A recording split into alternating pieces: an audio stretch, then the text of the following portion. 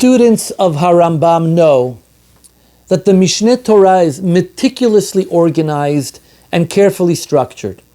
Sefer Zmanim, the third of the 14 volumes of the Mishneh Torah, deals with all the Jewish holidays and the laws that relate to the calculation of the calendar. It ends with the laws of Purim and Hanukah packaged together in 4 chapters. The first 2 chapters deal with Purim, and the last 2 chapters deal with Hanukah. Purim is, of course, first, because historically Purim occurred first. Purim happened during the Persian dynasty, while Hanukah occurred during the Greek dynasty around 167 BCE. Rambam notes that these 2 rabbinic holidays share several halachic features together. So I read to you from chapter 3, end of Halacha Gimel, Yamin Eluhem Anikreim Chanukah, these days which he described are called Chanukah, Vehem Asurin Behesped V'Ta'anit Kiyemei Purim. It is forbidden to eulogize and to fast on these days, Kiyemei Purim, just as it is forbidden to eulogize and fast on Purim. Ve'adlakat hanerot b'hem mitzvah midivrei sofrim. The lighting of candles is a mitzvah that is midirabanan, rabbinic, kikriyat ha-megillah, as is the reading of the Megillah. Kol shechayav b'kriyat ha-megillah chayav be'adlakat ner Chanukah. All those who are obligated in the reading of the Megillah are also obligated in the lighting of the Chanukah. Additionally, Rambam tells us in the next halachot that these 2 holidays share the recitation of Al Hanisim in the Amidah and in Birkat HaMazon.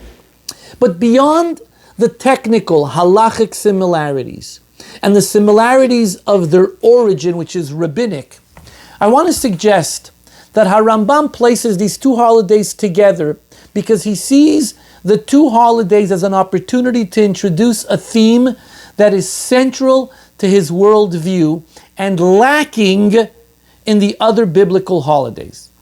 The theme of peace. Peace in the home, peace in the community, and peace in the world. Both Purim and Chanukah celebrate the victory of the Jewish people over those who wanted to destroy and annihilate them.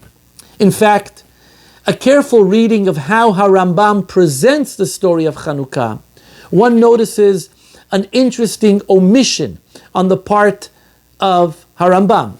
When recording the Talmudic reason for the celebration of Chanukah from Masechet Shabbat, which emphasizes the fact that the jug of pure olive oil that lasted 8 days was a miracle. Rambam, when telling over that story and recording that which is found in the Gemara, Rambam says, "Ukeshegavru Yisrael al oivehem ve'ibdu," when the Jewish people succeeded against their enemies and defeated them, "Bechav hei bechodesh Kislev haya." It was the 25th day of Kislev.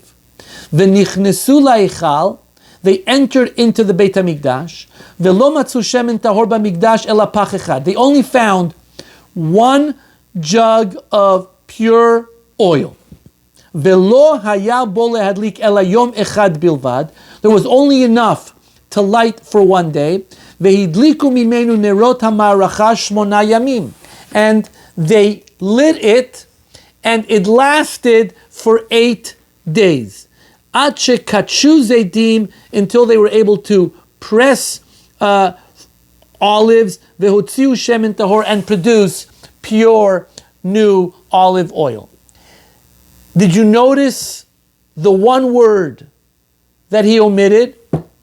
The word nes, miracle, is missing in Rambam's version.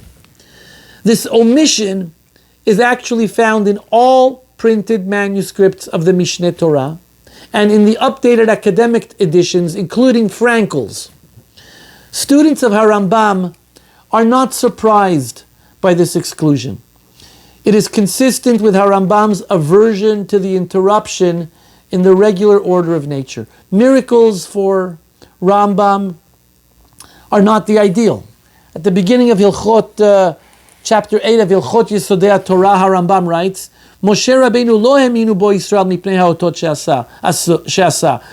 The Jewish people did not believe in Moshe Rabbeinu because of the miracles he performed. She'hama'amin al pi haodot yesh belibo dofi. Anyone who believes in miracles, anyone whose religious practice is based on miracles, will always doubt.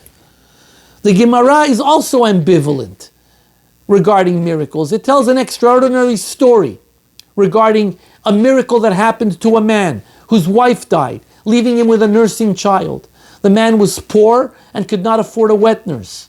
The Gemara says a miracle happened, and the man produced breast milk until he was able to wean the child.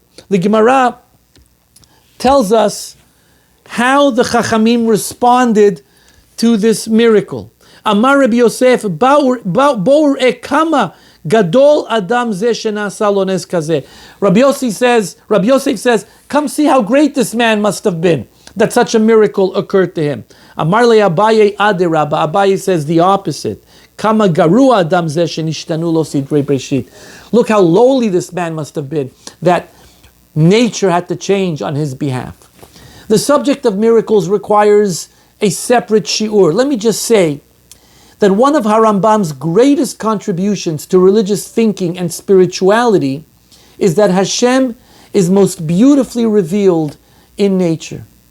That is Hashem's greatest revelation, the laws of nature. In chapter 2 of Hilchot Yesodei Torah, Rambam asks, how do we come to love Hashem? He answers by observing and reflecting on Hashem's wondrous creations. In other words, nature and the laws of nature reveal Hashem to us. Harambam's formulation in Hilchot Hanukah regarding the jug of oil allows for the possibility that the oil lasted an unusually long time based on prudent usage of the limited amount available. I've seen, you've seen, Israeli farmers grow entire fields, feed an entire country on a very limited water supply. So the element of the Pach Shemen, our day school education notwithstanding, does not have to be a miracle. This leaves the military victory as the primary reason that the Chachamim established Chanukah as a celebration. Rabim biyad me'atim u'rshayim biyad tzadikim. The many at the hands of the few, and the evil at the hands of the righteous. Like Purim, Chanukah celebrates the victory of the Jewish people against those who sought to destroy them. Making the theme of war and military victory central explains another pattern the careful reader of the Mishneh Torah may have noticed. Harambam here has the opportunity to highlight the antithesis of war, which is peace. And that is what he does in both the laws of Chanukah and the laws of Purim. Harambam ends those sections with magnificent dirashot about the significance of peace. The last two halachot in Hilchot Chanukah, Harambam uses passionate language describing the importance of the mitzvah to light the Chanukah. Mitzvat ner Chanukah, mitzvah chaviva hi ad meod. It's an especially beloved mitzvah. V'tzarich adam leizaher ba kedei lehodia hanes. One has to be especially careful and meticulous to make public the great miracle.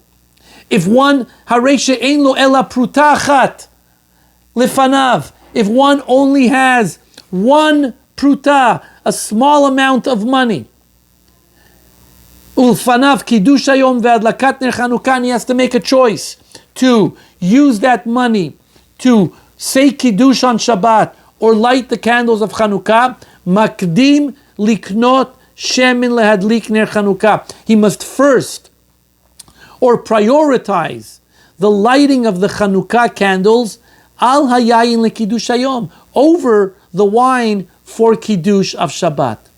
And he says, hoil u'shneihem midivrei sofrim, meaning they're both rabbinic. mutav leadlik ner Chanukah sheyesh bo zikaron hanes. It's better to prioritize the lighting of the Chanukah because it publicizes a great miracle.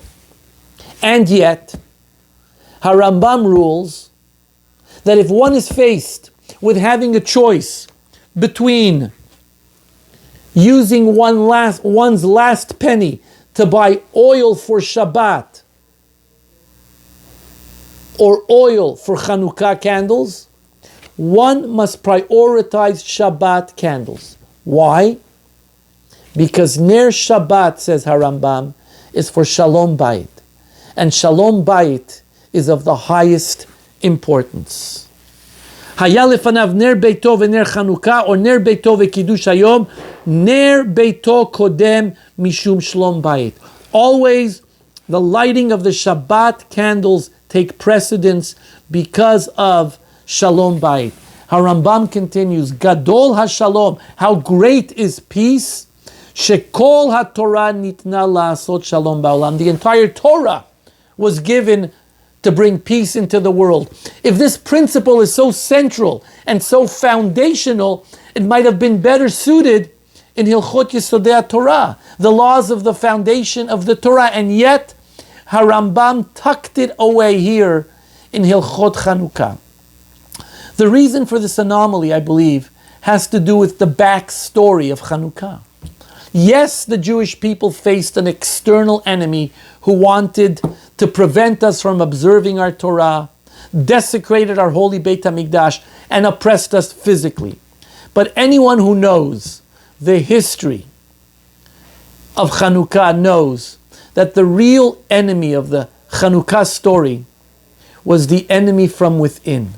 Jew against Jew, Kohen against Kohen. Antiochus Epiphanes IV concluded that if the law of the Jews cannot make them civil with one another, then Greek law will. That is when and why he imposed the decrees against the Jewish people. So it's no wonder Rambam ends Hilchot Chanukah with what he states is a value upon which the entire Torah rests.